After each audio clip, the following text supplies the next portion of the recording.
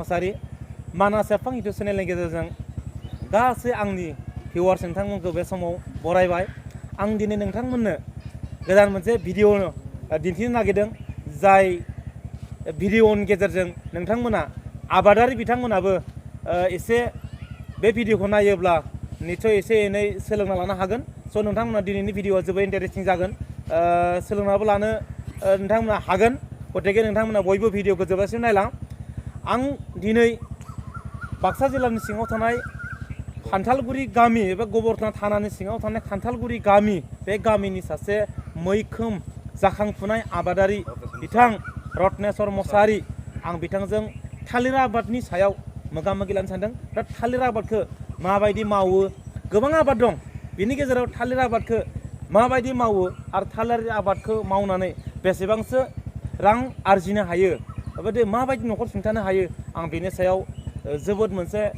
मोजां टपिकखौ लानानै आङो रत्नेस्वर मसाहारि बिथांजों सावरायगोन थ' लोगोफोर नोंथांमोना भिडिअखौ जोबजासिम नायलां जाहाथे नोंथांमोना भिडिअखौ जोबजासिम नायोब्ला बे आबादखौ मावनानै माबायदि साक्सेसफुल जानो हायो नोंथांमोना निस्सय गावबा गावनि लाइफआव एसेबाबो खामानि होगोन आं सानो थ' लोगोफोर नोंथांमोना नायलांदो गिबि गिबियाव आं मानास एफां इउटुब चेनेलनि नोंथांनिसिम आंनि गोजोन हामलायनायखौ बावहरग्रोबाय गिबियावनो नोंथांखौ आंनि चेनेलाव बरायना लाग्रोबाय खुलुमनाय थाबाय जे नोंथाङा गोबाव सम थालिर आबादनि फोथाराव माने नांथाबनानै दं होननानै आं मिथिनो मोननाय जादों थ' नोंथांमोना बेसेबांसो गोबाव जाखो बे थालिर आबादखौ मावनाया आङो दिनैसिम थालिर आबादखौ मावबोनाया 2015 मायथाइनिफ्राय मावबोनानै दिनैसिम 2020सिम दिनैसिम 5 बोसोर रानिं जागासिनो दं थ' जोबोद इन्टारेस्टिं जियानो जा नोंथाङा थालिर आबादखौ स्टार्टिंआव खै बिगासो गायजेनदोंमोन बेसेबांसो बिगा गायजेनदोंमोन ओरैनो आङो स्टार्टिंआव 2 बिगाल' आङो जागायजेनदोंमोन माने ट्राइ नायदोंमोन दासिमहालागै बेसेबांसो बिगा गायना दं ओरैनो दासिमहालागै आङो 5 बिगा जाबाय आं आरो नै बे बोसोराव बारायबावनो सानदों ओरैनो जियानो जा नोंथां आं एसे मिथिनो लुगैदों जे थालिर मोनसे बिगायाव बिगासेयाव बेसेबांसो फुलि गायजायो ओरैनो थालिर बिगासेयाव थालिर फुलिखौ जोङो 250 नङाबा 300 बेफोरबायदि गायनो हायो आरो एसे रोजाबै 300 गेसेंबा 250 आच्छा मोनसे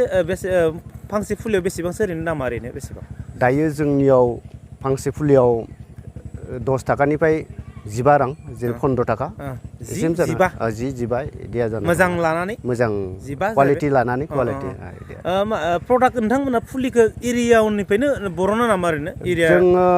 फार्स्ट स्टार्टिंआव जोङो एरियानिफ्रायनो जोङो साप्लाइ लाबाखै जेनेबा सिगाङाव दायो जा आबाद खालामदोंमोन ओरैनो न'खरसे न'खरनैयाव दंग्रोयोमोन जों जेब्ला गायजेनदोंमोन बेयाव जोङो बिदिनो कालेक्सन खालामनानै जोङो 2 बिगाखौ आङो खालामग्रोदोंमोन आरो दाथ' ओनसोलाव मोनखायो दायो ओनसोलावबो गोबां जाबाय नुनो मोनदों नोंथांमोननि एरियायाव साफ्रोमबो मानसिया थालिरनि आबादखौ मावनायखौ नुनो मोनदों बिनि माबा मोनसे जाहोनफोर दं नामा दङ निस्सय आं सानो बेयाव जाहोन दङ मानो होनबा थालिर आबादखौ मावनानै जायफ्रानोखि आनइमप्लयमेन्ट जेनेबा बेकार जेंना एसेबाबो जोंनिया सुस्रांजादों होननानै आं सानो जेरै आंबो सासे बेकारमोन दिनैसिम आङो थालिर आबाद मावनानै गावखौनो गाव आं एसे न'खरबो सलायनो हानाय सुंथानो हादों दायो बिनिखायनो आं सानो जेनेबा जोंनि ओनसोलाव बे थालिर गायनाय जाहोना बेनो आरोखि एरियायावथ' नोंथांमोननि एरियायाव बांसिन बहुत नुदों आरोना गुबुन जायगायावथ' बेबायदि नुबाङा थालिर आबाद मावनायखौ खिन्थु नोंथांमोननि जायगायाव प्राय नोंथांमोननि गामिनि गासै एरियायावनो माने थालिर आबादखौ मावनायखौ नुनो मोनदों ना होमबा ओरैनो थालिर दांसेयाव बेसेबांसो बेसेन जायो ओरैनो बेसेना थालिर दायो थालिर दांसेयाव बेसेन होब्ला बेयो क्वालिटि लानानै क्वालिटि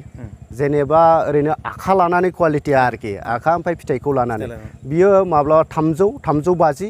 250 लयेस्टआव 150 बिदि दं आरो 150 मोनोबाबो लस जाया होमबा ओरैनो बे थालिर आबादखौ ज' नोंथांमोननि एरियायाव गोबाङानो मावबाय थालिर आबादखौ मावनायनि सिगां नोंथाङा माबाफोर आबादफोर मावोमोन नामा आं सिगाङाव ओरैनो माइ आबाद मावोमोन दायो जोंनि ओनसोलाव जा नुबाय माइ आबाद मावनानै जोङो जाखिनि मोननांगौ माइ आबाद मावोब्ला जोंहा लस दं ट्रेक्टरनि लानानै गायनाय हाजिरा लानानै जेनेबा बेयाव बिगासे हायाव जोंनाव खोब जायोब्ला 6 मन 7 मन इदिल' जायो बेखौ आरो फाननानै जिखिनि प्रफिट मोननांगौ इदि मोना आरो लस जानाय बायदि मोनो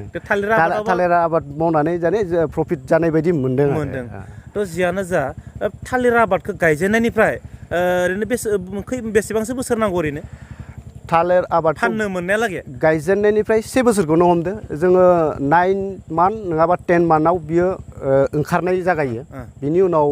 2 माह बा 2.5 मायाव बियो फानजानाय जाहैयो आरो आच्छा ओमफ्राय बे गायजेननायनिफ्राय माबा मोनसे मुलि सुलिफोर होनानै फिथाइ फाननायालागै मा मेडिसिन होनांगौ गुदियावनो जा बिबारावनो जा फिथाइयावनो जा फाननायालागै गायजेननायनिफ्राय फाननायालागै माबायदि मेडिसिन होनानै फानजानायालागै गायजेननायनिफ्राय फानजानायालागै मुलि होनांगौ नोंथाङा एसे बुंनानै जाहाथे सोरबाफोर जुदि गायनोफोर गोसो दङब्लाबो भिडिअनि गेजेरजों सोलोंनो हानाय जाहाथे दायो जोंनि लकेलिटि जा फुलि मालभग थालिरनि बे मालभग थालिरनि जा लकेल फुलियाव फार्स्ट स्टार्टिं गायजेननायाव जेबो मेडिसिननि गोनांथि गैलाया फार्स्ट जोङो हाखौ हालौग्रोनानै लादो हालौग्रोखांनानै लाना पइन्ट खालामना लादो पइन्ट खालामनानै बेखौ गायनानै होबानो जाबाय बिनि उनाव खमसे खम मास मोनसेसोनि उनाव बियो गोरलै बिलाइ फैगोन गोरलै बिलाइ फैखांबाथाय एसे हासार स्टार्टिं गोबोर नङाबा इउरिया जा बेस्टआनो जाबाय गोबोर होबा साबसिन आरो ओमफ्राय DP बेफोरखौ होजायो बेनि उनाव जेब्ला बिफाङा जौगोन गुदिखौथ' साफा लाखिनांगौ आच्छा बेनि उनाव जौखांनायनि उनाव जेब्ला बिबार बारगोन बेयावबो मुलि स्प्रे मारिनांगौ नामा मुलि दा बिबार बारोब्ला जोङो स्प्रेखौ नांखागौ नांनाया दा एम्फौनि थाखाय जेब्ला एम्फौ जायो जेनेब्ला स्प्रे मारियाबा बे बिदाङा गाज्रि जालाङो फाफ्राय जानाय होनो जोङो फाख्रा सिख्रा जायो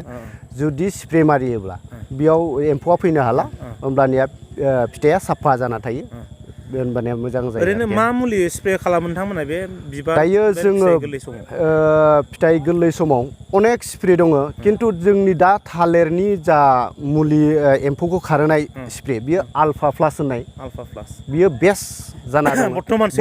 सोलिफुदों आल्फा प्लासआ बेस्ट जाना दं आरोखि स्प्रेयाव थ' जियानो जा बेनि उनाव नोंथांमोना बे थालिर आबादखौ मावनानै बेसेबांसो जाफुंनाय मोनदों ओरैनो आङो बे थालिर आबादखौ मावनानै गावखौनो आङो माने गसंथानो हानाय बायदि मोनो माने थालिर आबादा ओरैबायदि इजि माने खस्थ' गैया माने नोङो फार्स्ट स्टार्टिङाव एसे खस्थ' जागोन बेनि उनाव जेनेबा ओंखारजासे नोङो एसे एनै